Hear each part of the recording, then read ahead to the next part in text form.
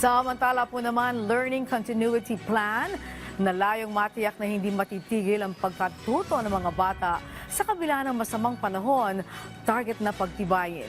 Kabilang na dito ang planong pagpapatupad ng alternative learning sa oras na ilagay sa signal number 2 ang isang lugar.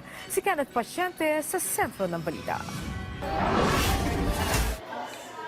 Ngayong balik Hunyo na ang pagsisimula ng klase ng mga pampublikong paaralan, hamon muli sa mga estudyante ang madalas na pag-ulan at ang minsay pagtama ng bagyo. Kaya naman di maiwasang mangamba ni Jewel kapag madalas magsuspinde ng klase ang mga eskwelahan.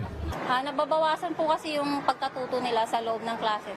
Kaya para matiyak na tuloy-tuloy ang pagkatuto ng mga bata tuwing masama ang panahon at may bagyo, magpapatupad na ang Department of Education ng standard policy sa alternative learning. Sa ika-39 na Executive Committee meeting ng Kagawaran, tinalakay ang pagpapatibay ng Learning Continuity Plan na magsisilbing gabay sa mga paaralan tuwing may typhoon signal number 2. Ayon kay Education Secretary Sonny Angara, agad na ililipat sa alternative learning ang mga estudyante mula sa kanilang mga bahay oras na ianunsyo ang signal number 2. Tugunan niya ito sa rekomendasyon ng EDCOM 2 para mabawasan ang learning loss ng mga bata habang lumalala ang epekto ng climate change sa bansa. Binigyang diin din niya na mahalaga ang papel ng mga guro, magulang, lokal na pamahalaan at mga paaralan sa matagumpay na pagpapatupad ng bagong polisiya.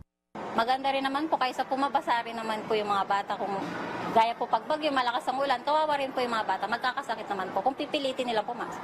That is much better kasi talagang, kumbaga, continuous yung learning, di ba? So yun naman yung aim din natin na hindi sila parang mababakante sa bahay. Paghimok naman ni Senator Sherwin Gatchalian sa DepEd, tiyakin na may sapat na kakayahan ng mga paaralan para maipatupad ng maayos at epektibo ang alternative learning modality. Matatandaan kamakailan ng pangunahan ni Pangulong Ferdinand R. Marcos Jr. ang paglalagay ng mga internet connection sa ilang paaralan. Pinangunahan din niya ang paglulunsad ng National Fiber Backbone Phase 2 and 3 na may habang 1,781 kilometers ng fiber optic cables sa Cagayan Valley, Calabarzon, Bicol, Eastern Visayas at Regions 10 at 11 sa Mindanao. Layo nito ang mas pinalawak na internet connectivity para sa lahat, pati na sa mga estudyante.